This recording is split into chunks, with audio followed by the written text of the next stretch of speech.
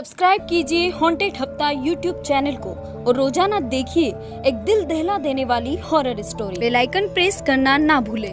दोस्तों, आज हम आपको कोलकाता की एक दर्दनाक स्टोरी बताने जा रहे हैं जिसे सुनकर आपके रोंगटे खड़े हो जाएंगे। ये कहानी विनोद नाम के एक व्यक्ति की है।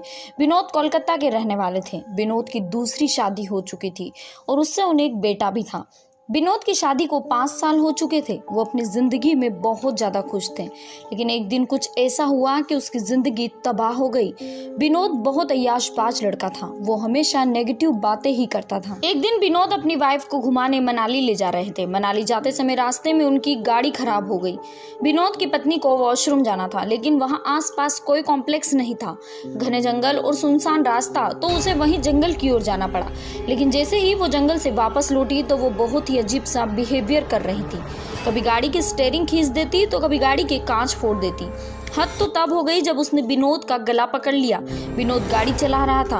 अचानक से उसका एक्सीडेंट हो गया और उनके बेटे की वही मौके पर मौत हो गई। दोनों बहुत ज्यादा रोए, लेकिन विनोद अपनी पत्नी से नाराज था क्योंकि उसी की वजह से एक्सीडेंट हुआ था। फिर वही उसकी पत्नी सबके सामने विनोद को जोर जोर से चाटे मारने लगती है। वो वहाँ से एक रूम में जाकर अपने आप को बंद कर देती है। फिर विनोद रोता हुआ सभी से पूछता है कि इसे क्या हुआ। सभी लोग भूत प्रेत का साया बताते हैं और तांत्रिक को बुलाने की सलाह देते हैं। तांत्रिक घर में आता है। विनोद की पत्नी को साखल से बांध दिया जाता है। फिर तांत्रिक उस पर जल छिटकता है। तब उसके अंदर से एक आत्मा की आवाज आती है। वो जोर जोर से रोने लग जाती है। वो कहती है, मैं इसे नहीं छोड़ूंगी। तांत्रिक कहता है, कौन हो तुम? ऐसा क्यों कर रही हो? विनोद ने तुम्हारा क्या बिगाड़ा है? तब वह कहती है, मैं सावित्री हूँ, विनोद की पहली पत्नी। एक दिन मैं, विनोद और मेरा बच्चा मनाली जा रहे थे। हम दोनों बहुत ज़्यादा खुश थे, लेकिन अचानक से पुलिस हमारा पीछा करने लग गई। मैंने विनोद से पूछा, पुलिस हमारा पीछा क्यों कर रही है? तो उसने मुझे कुछ नहीं बताया। फिर मैंने पीछे रखे बैग को खोला, जो बहुत ही अजीब सा लग रहा था। वो बैग विनोद का था।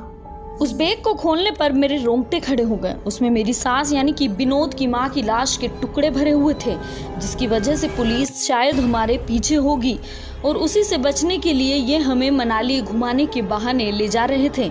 मैंने विनोद से कहा, मैं पुलिस को सब बता दूंगी, मैं तुम्हें जिंदा नहीं छोड़ूंगी। तो वह विनोद गाड़ी को जंगल की ओर ले गया और गाड़ी को लॉक करके मुझे और मेरे बेटे को जिंदा जला दिया। जब इसकी दूसरी पत्नी वहीं उसी जगह वॉशरूम करने के लिए आई तो मेरा दिमाग खराब हो गया। फिर मैंने गाड़ी के पास विनोद को देखा। मैंने सोचा, इससे बदला लेने का सही समय आ गया और अब मैं इसे नहीं छोड़ूंगी। और ऐसा कहकर वो विनोद को वहीं मार देती है और उसकी आत्मा को शांति मिल जाती है। रोजाना दिल दहला देने वाली घटनाओं को देखने के लिए हमारे चैनल को अभी सब्सक्राइब कीजिए।